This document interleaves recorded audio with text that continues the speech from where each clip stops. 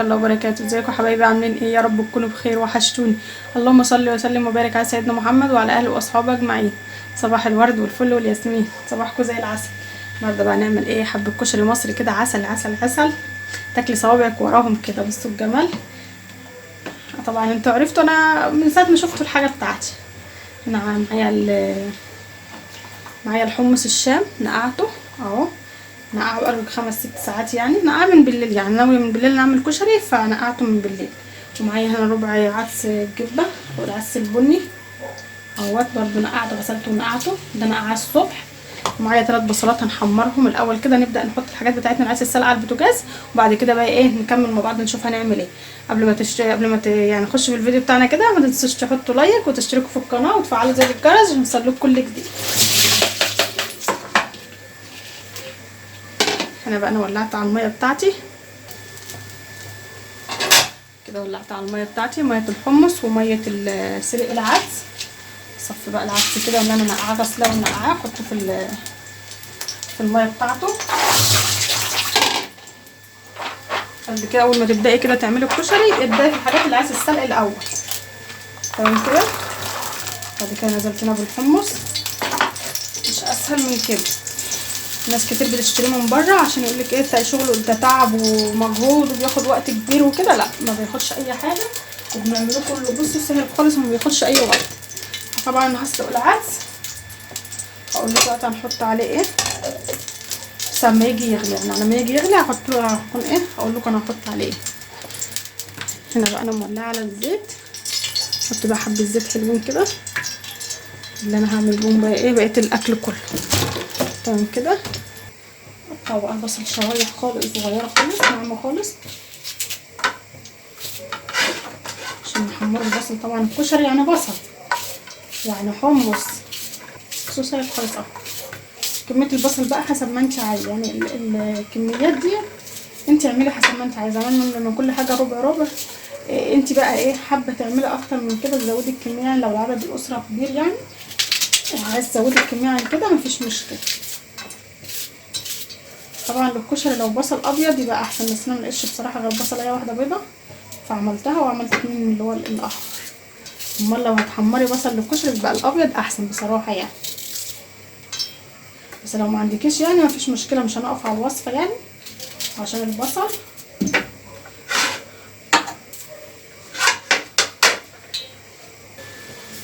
هنجيبوه بقى كده عشان يفك من بعضه اهو. بس معلقتين 2 دقيق، عايز احط معلقتين نشا مش مشكله، بالدقيق صغيرين خالص كده اللي انت ايه تعفري بس كده عشان هو ياخد معاكي لون حلو. بس عايز احط الوقت ده نشا، احط نشا. بس احطه بقى في الزيت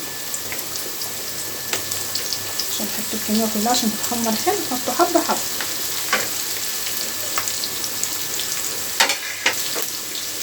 اول ما تحطيه تحسي اللي هو طيره كده، وبعد كده هيتحمر معاكي وهينشف وهيبقى جميل.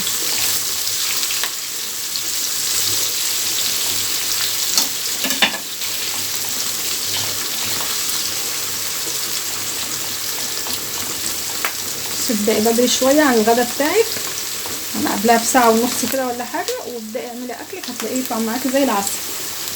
طبعا نشوف هنحط على العدس بتاعنا ايه. بصي العدس بالسلق انا هحط له حبه كمون، حبه ملح صغيرين كده، حبه سكر صغيرين، تمام كده. كده مفيش اي حاجه بقى تحط على العدس الا ايه يستوي، وبعد كده هو مش هياخد سوا، خلي بالكم عشان نقعاه. طالما انت نقعاه مش هياخد معاكي سوا. هنجيب على الحمص بيغلي اهو جميل، نحط له بقى كده حبه سكر عشان ما ياخدش سوا معانا، حبه سكر اهم صغيرين كده اهو. الحمص ما بتحطلوش حاجه غير السكر بس كده. بقى حاجتنا دي تتسلق مع نفسها كده، واحنا نحمر بقى البصل كده. الوقت ده كده متبعديش عن البصل، تفضلي واقفه بصي جنبه كده عشان بص خلاص بياخد لون اهو، عشان ما يغمقش منك ويمرر، عايزاه يبقى بني جميل كده ميغمقش.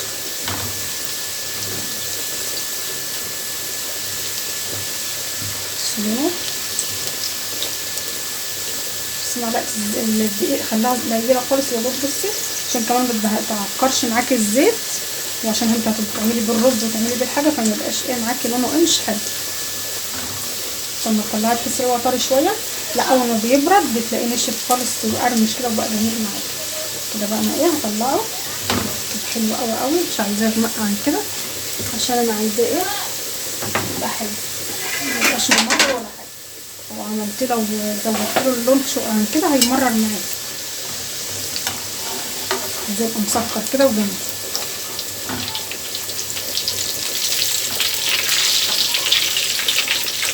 طلع بقى على مناديل كده بسرعه بسرعه كده. نزلت قبل الطاسه الباقيه.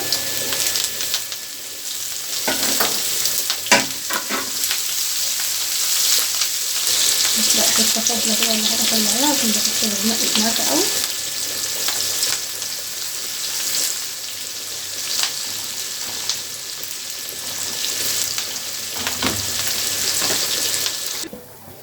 حمرت البصلايه وسلقت العدس صفيته. حطيت بقى هنا ولعت على حله الميه بتاعت الكشري بتاعت المكرونه. حطيت معلقتين زيت ومعلقتين ملح. ماشي الميه كده كده بتغلي. هنزل بقى بالمكرونه. معايا نص مكرونه سباكيتي ونص مكرونه اللي هي العقل الصغيره دي اهي،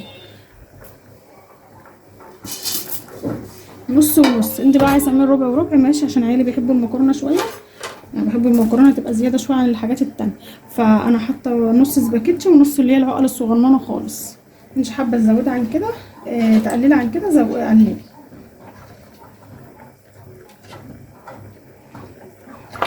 وبسلق النعين والمكرونه مع بعض، يعني بسلقهم الاثنين مع بعض وبيطلعوا مظبوطين معايا، ما بيطلعوش معجنين ولا بيطلعوا واحده مستوى واحده، لا الاثنين بيطلعوا كويسين مع بعض.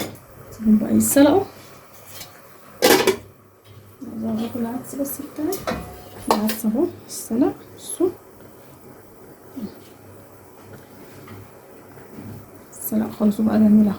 بصوا المكرونه بتاعتي استوت اهي.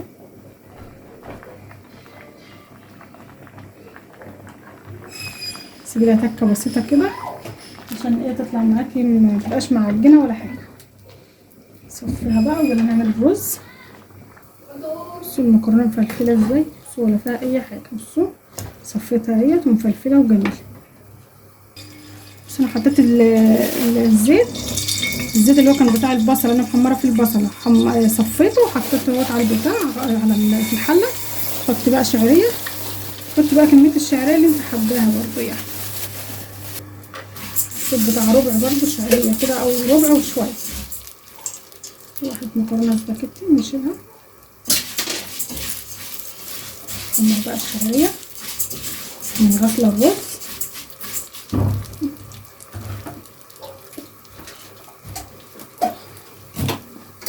بالرز بتاع بالزيت بتاع البصله حطيته ايه على الحله هنا، على حمر فيه ونعمل بالرز.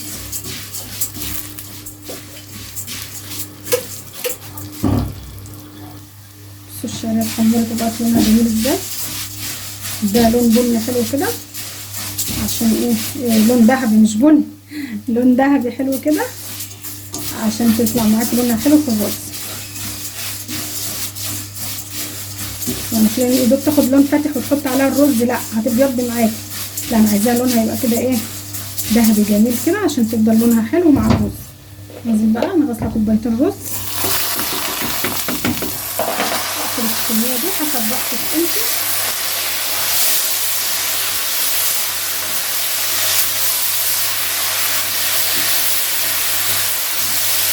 خليتنا ما تاخدش وقت خالص.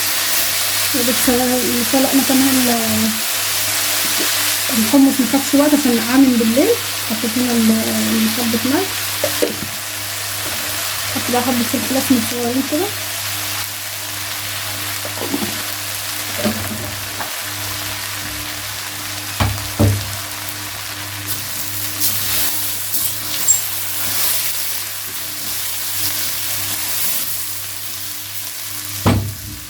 انزل بقى بالميه الميه بتاعتي.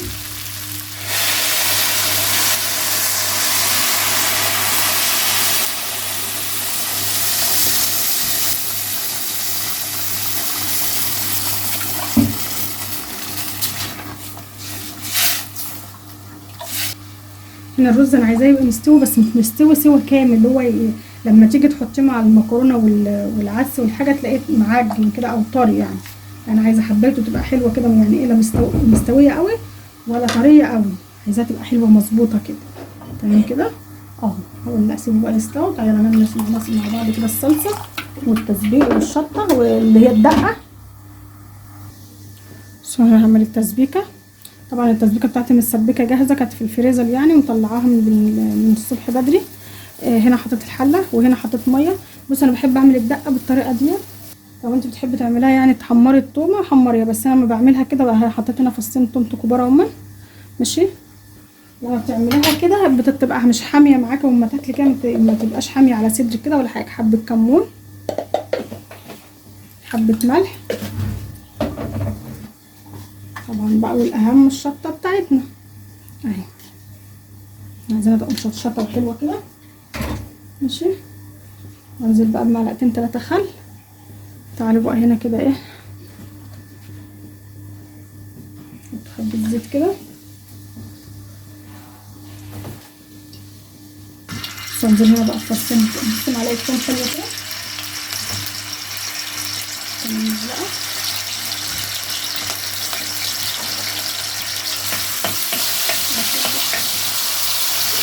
بس لو انتي هتعمليها ببصل اعمليها. انا بحب اعمل تسبيكه الكشري بثوم.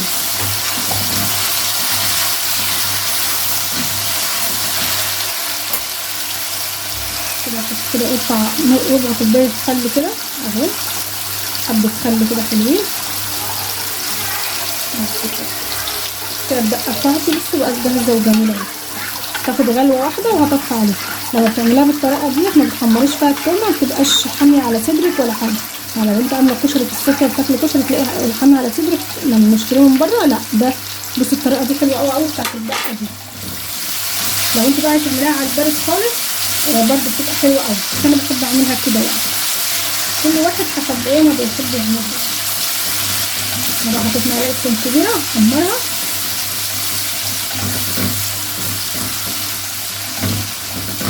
الكشري بتاعنا خلص. بصوا جماله. الرز بتاعنا على النار هنا، الحاجه بتاعتنا كلها اتسلقت خلاص، متاخدش وقت خالص. طبعا لما التومه تحمر هنزل بمعلقه خل الاول قبل ما انزل التسبيكه بتاعتي. مش عايزه تغمق عن كده، هنزل بقى بمعلقه خل كده حلوه.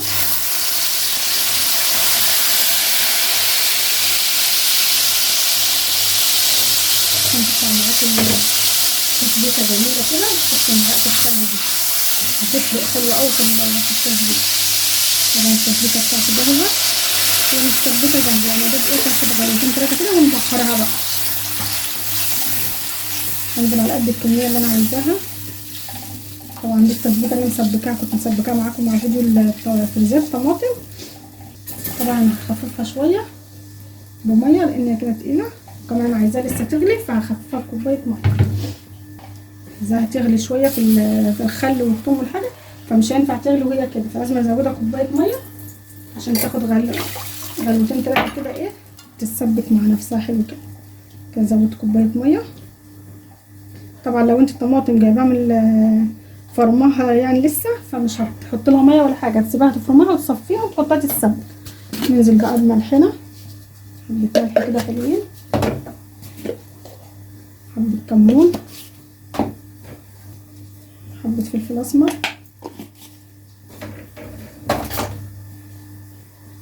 حبه سكر. اهم حاجه هنا السكر. احنا حاطين في الطماطم احنا بنسبكها سكر، بس برضه ايه عشان الخل واللي احنا الحاجات اللي احنا حاطينها هنحط حبه سكر صغيرين بس كده. سيبها بقى تاخد غلوتين 3 كده، يبقى كده بقت معانا التسبيكه جاهزه والدقه هنا معانا جاهزه. هنشوف الرز بقى بتاعنا جميل عامل ايه. بصوا الرز جميل ازاي، هو لسه بيتشرب.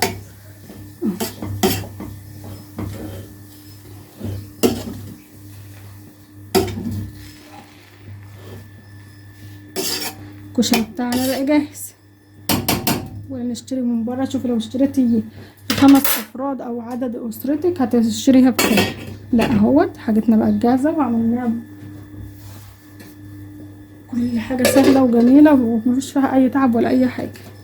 بس كده الشطه بتاعتنا غلت خلاص، وهنا التسبيكه بتاعت السبيكه بقت جميله.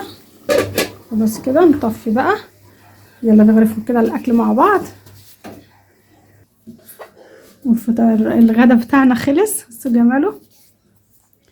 الكشري بتاعنا التحفه سهل خالص، ما بياخدش اي وقت، ما تشتريش من بره لان الحاجه غاليه جامد. يعني طبق الكشري شوفي دلوقتي يوصل كام. والله ما اشتريتوش من بره من زمان قوي فما اعرفش وصل كام دلوقتي، بس هتلاقي عدى 30 جنيه و35 جنيه و40 جنيه حسب الحجم اللي انت بتجيبيه. فاحنا عملنا كميه حلوه بسم الله ما شاء الله. بصوا الجمال. وعملنا التسبيكه بتاعتنا التحفه، وعملنا الدقه بتاعتنا في العسل. في ناس بتعمل دقه تانية كمان بس احنا بنحب كده دي بس كده وخلاص اهوت. وده كان الغدا بتاعنا النهارده. يا رب الوصفه بتاعتنا تكون عجبتكم النهارده. مع مطبخ مشاريع الشحيره. اللي مشتركش في القناه يتشرفني وينورني ويشترك في القناه وفعل زر الجرس عشان يوصل له كل جديد. حطوا لايك. كل سنه وانتم طيبين. داخل علينا خلاص شهر رمضان الكريم. حطوا بقى لايك. السلام عليكم ورحمه الله وبركاته.